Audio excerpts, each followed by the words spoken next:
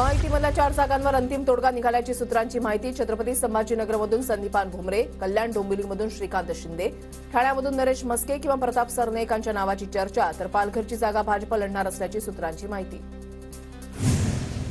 शरद पवारांना विदर्भातील 4 लोकसभा मतदारसंघांचा आढावा घेतला। नागपूर, रामटेक, वर्धा आणि अमरावतीमधील शरद पवारांच्या भेटीगाठी दौरा। शेतकरी नेते रविकांत तुपकर आज बुलढाण्यामधून लोकसभेचा अपक्ष उमेदवारी अर्ज दाखल करणार। तुपकर रॅली काढत शक्ती प्रदर्शन करणार। बुलढाण्याचे महायुतीचे उमेदवार प्रतापराव जाधव आज लोकसभेचा उमेदवारी अर्ज दाखल करणार। मंत्री गुलाबराव पाटील उपस्थित राहणार।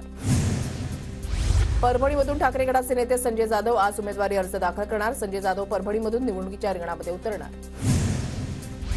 नाशिकचे खासदार हेमंत गोडसे आज मुख्यमंत्री एकनाथ शिंदेंची भेट घेणार। नाशिकच्या जागेबाबत अद्यापही तिढा कायम। यवतमाळ वाशिमचा उमेदवार ठरलेला आहे। मुख्यमंत्री शिंदे आज दुपारी उमेदवाराची घोषणा करतील। संजय शिरसाट यांची प्रतिक्रिया। नागपुरात भावना गवळींनी फडणवीसांची भेट घेतली। बैठकीमध्ये लोकसभेच्या उमेदवारीबाबत खलबतं। महायुतीच्या यवतमाळ वाशिमचा उमेदवार आज घोषित होण्याची शक्यता।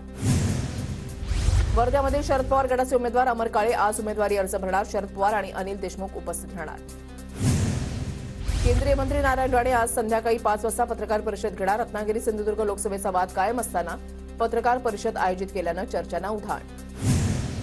पुण्यामधल्या बालगंधर्व रंगमंदिरामध्ये 6 एप्रिलला संवाद सोहळा। शरद पवार 2000 विद्यार्थ्यांना मार्गदर्शन करणार। अखिल भारतीय शिवमहोत्सव समितीच्या वतीनं कार्यक्रमाचं आयोजन। पंतप्रधान मोदी 10 तारखेला रामटेकला आणि 14 तारखेला चंद्रपूरला येणार। भाजपा प्रदेशाध्यक्ष बावनकुळे यांची माहिती। पुण्यामध्ये महायुतीच्या महिला आघाडीची आज समन्वय बैठक। मुरलीधर मोहोळ यांच्या प्रचारासाठी बैठकीचं नियोजन।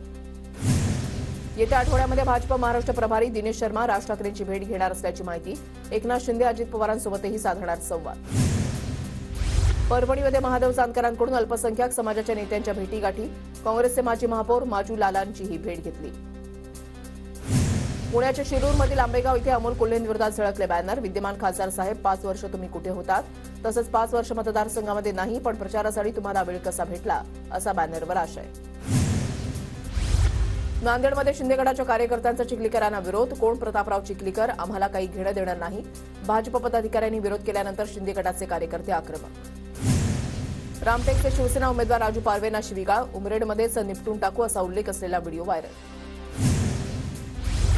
काँग्रेसच्या रश्मी बर्वे जात प्रमाणपत्र प्रकरणी नागपूर हायकोर्टामध्ये उद्या सुनावणी होणार। तांत्रिक बाबी पूर्ण करण्यासाठी कोर्टानं वेळ वाढवून दिला। नांदेडच्या अर्धापूरमध्ये मराठा आंदोलकांनी अशोक चव्हाणांचा ताफा अडवला। 25 ते 30 आंदोलकांवर गुन्हा दाखल। राज्यामध्ये 2 महिने उष्णतेच्या झळा बसणार। अनेक ठिकाणी अवकाळी पावसाची शक्यता। हवामान विभागाचा इशारा। परभणी जिल्ह्याची पिण्याच्या पाण्याची स्थिती गंभीर। येलदरीमध्ये 40% जलसाठा शिल्लक, तर अनेक लघु प्रकल्प कोरडे ठाक। नंदुरबारमध्ये चारा महागल्यानं शेतकरी अडचणीत। शेतकऱ्यांना आता पाणी टंचाईसह चारा टंचाईचाही सामना करावा लागणार। गुरुवारी देखभाल दुरुस्तीच्या कामासाठी पुण्यामध्ये पाणी पुरवठा बंद राहणार। उन्हाळ्याच्या दिवसामध्ये पाणी पुरवठा बंद होत असल्यानं पुणेकरांना पाणी जपून वापरण्याचं आवाहन। नंदुरबारमधील नेत्रांगा शेवाडी महामार्गाची दुरवस्था। तातडीनं काम सुरू न केल्यास जनआंदोलन करण्याचा सामाजिक संघटना आणि नागरिकांचा इशारा। भीमाशंकरमध्ये दिलीप वळसे पाटलांसाठी महाजलाभिषेक। वळसे पाटलांची तब्येत लवकर सुधारण्यासाठी महाजलाभिषेक। पुण्याच्या चाकणमधील महिंद्रा चौकामध्ये उभ्या असलेल्या कंटेनरला भीषण आग। सुदैवानं आगीमध्ये कोणतीही जीवितहानी नाही। अकोला जिल्ह्यामध्ये अकोट तालुक्यामध्ये मोठ्या प्रमाणात लिंबाच्या झाडाची कत्तल। वन विभाग काय कारवाई करणार हे पाहणं गरजेचं। कराडमध्ये बोगस जात प्रमाणपत्र देऊन मागास राखीव मतदारसंघामध्ये उमेदवार उभा केल्याचा निषेध। दलित महासंघ आणि बहुजन समता पक्ष येत्या शनिवारी काँग्रेस भाजप नेत्यांच्या घरासमोर आंदोलन करणार।